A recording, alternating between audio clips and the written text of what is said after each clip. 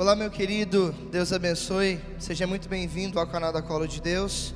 Eu sou o Natan e antes de começar essa mensagem, eu queria te pedir só uma coisa: se inscreva aqui no canal da Colo de Deus, porque eu tenho certeza que você será abençoado se você se inscrever nesse canal.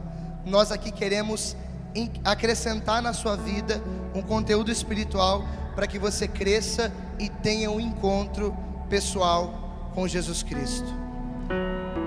João capítulo 6, versículo 67 diz assim: Então Jesus perguntou aos 12: Quereis vós também ir embora?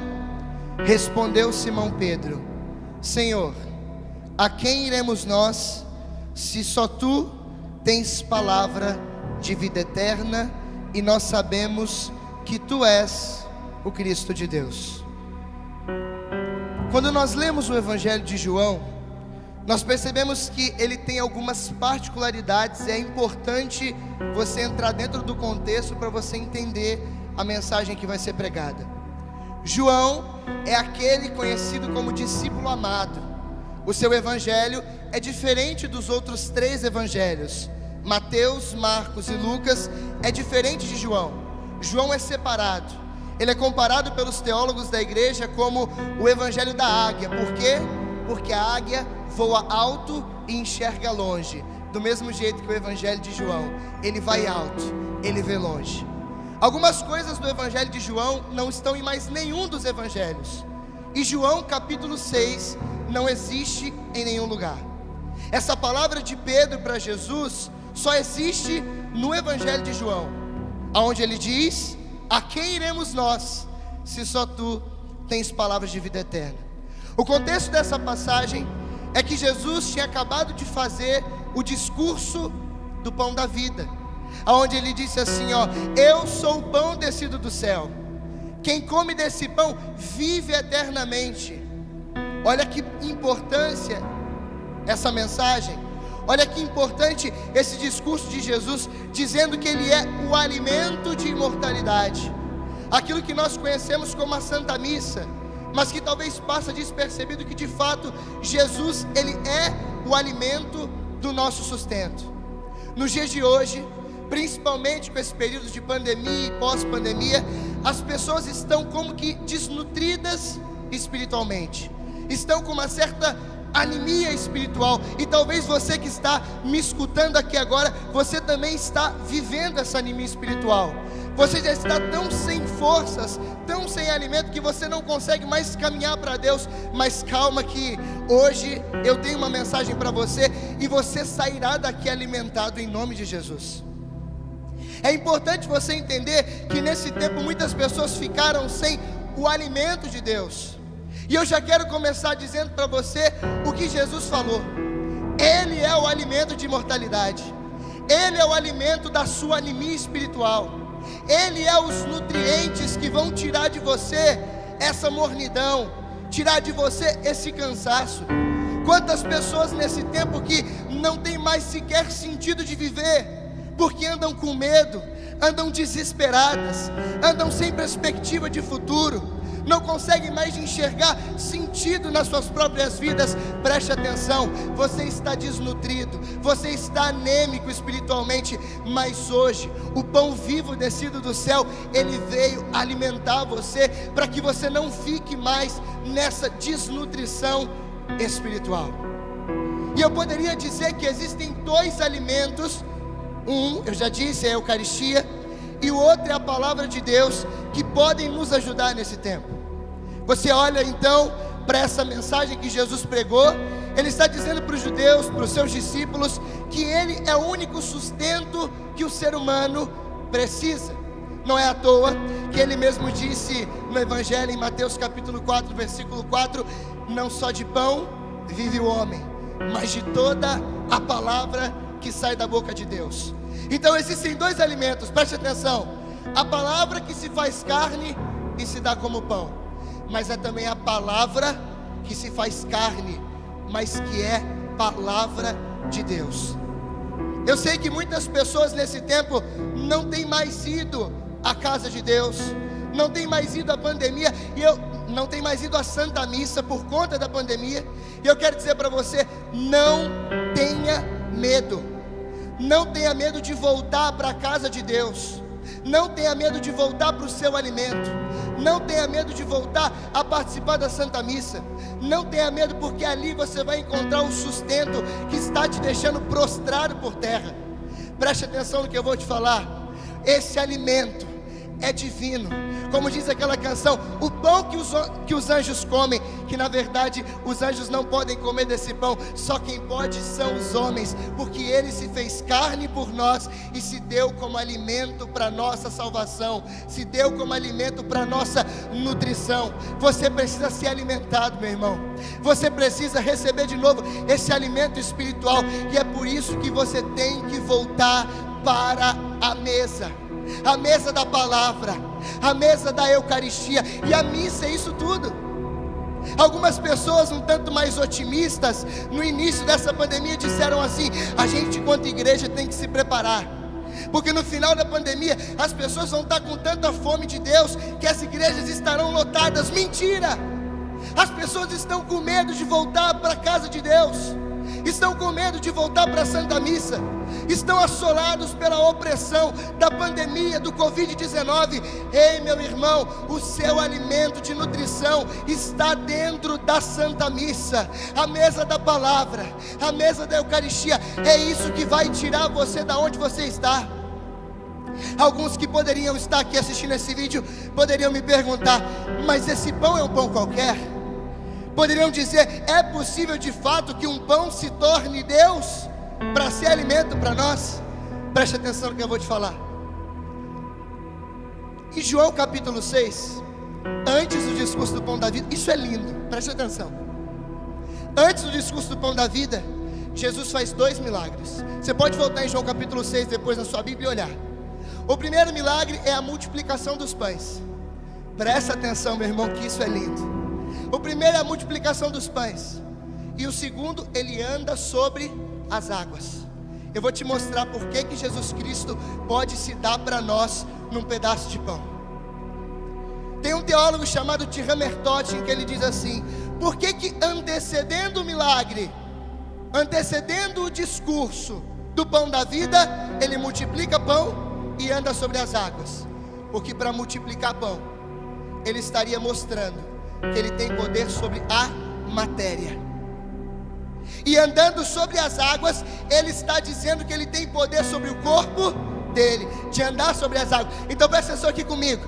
Multiplica o pão, ele tem poder sobre o pão, sobre a matéria. Agora ele vai andar sobre as águas, ele tem poder sobre o corpo dele. T.R. Merton diz assim: já que ele tem poder sobre a matéria, e é por isso que ele faz tudo isso antes do discurso do pão da vida, já que ele tem o poder sobre a matéria, um pedaço de pão, e poder sobre o corpo dele de andar sobre as águas, ele tem poder suficiente para transformar o corpo dele na simples e frágil matéria de um pedaço de pão. É por isso que Jesus pode transformar e dizer, Mateus capítulo 26, versículo 26, tomai e comei, isto é o meu corpo. Ou João capítulo 6, eu sou o pão vivo descido do céu, quem come desse pão vive para sempre, viverá eternamente. É por isso que você não pode ter medo de voltar para a Santa Missa. Não tenha medo de voltar para o alimento de imortalidade. As duas mesas, mesa da palavra e mesa da Eucaristia. Você lembra muito bem o profeta Elias no Antigo Testamento, 1 Reis capítulo 17. Depois da grande perseguição que ele viveu por Acabe e Jezabel, a Bíblia diz que o profeta foi para dentro de uma gruta, de uma caverna, para se esconder, porque estava com medo de morrer. Alguns teólogos mais contemporâneos dizem que o profeta entrou num quadro depressivo, síndrome do pânico. Ele viveu um quadro ali de ansiedade. Presta atenção, como que o profeta saiu de dentro da caverna? Olha que lindo. E é por isso que eu estou dizendo para você que o alimento de imortalidade é o que vai te tirar da sua caverna. O alimento de imortalidade é o que vai trazer nutrição para você, é o que vai te alimentar nesse tempo de escuridão. A Bíblia diz que Deus mandou um corvo. mandou um covo para aquele homem, o profeta Elias, com meio pão cozido, deu para o profeta e disse: tome o pão, coma, levanta e anda. A Bíblia diz que ele tomou o pão do corvo cozido, comeu, se sentiu fortalecido e levantou. Santo Afonso Maria de Ligório, ele diz que esse pão da caverna do profeta Elias é a prefiguração da Eucaristia. Meu irmão, volta para a Santa Missa. Preste atenção no que eu vou te falar. Volta para a Santa Missa. Deus, Ele quer que você volte, para você se alimentar de novo, para que você esteja ao lado dele. Preste atenção, o seu alimento está na mesa da palavra e na mesa da Eucaristia. Quantas pessoas nesse tempo estão com medo? Você não precisa ter medo, porque aquele que fez o céu e a terra com o poder do seu braço, Ele não vai deixar você perecer. Mas você precisa de alimento. Você precisa de alimento. Você não pode ficar na sua mornidão. Você não pode ficar aonde você está. Você tem que voltar o seu coração para a mesa da Eucaristia, e alimentar a sua alma que está falecendo, que está anêmica, está desnutrida, precisando dos alimentos necessários. Volta para a mesa da palavra, volta para a mesa da Eucaristia. Não tenha medo de voltar para a Santa Missa, pelo amor de Deus. Ele está te esperando de braços abertos. As igrejas estão vazias, gente, e as pessoas estão morrendo em casa, nas suas cavernas, como o profeta Elias, por falta de alimento. Por falta de alimento. É a mesma coisa que um doente terminal precisar de um remédio específico e não ir na farmácia com medo de se contaminar. Você está morrendo, filho. Você precisa voltar à vida.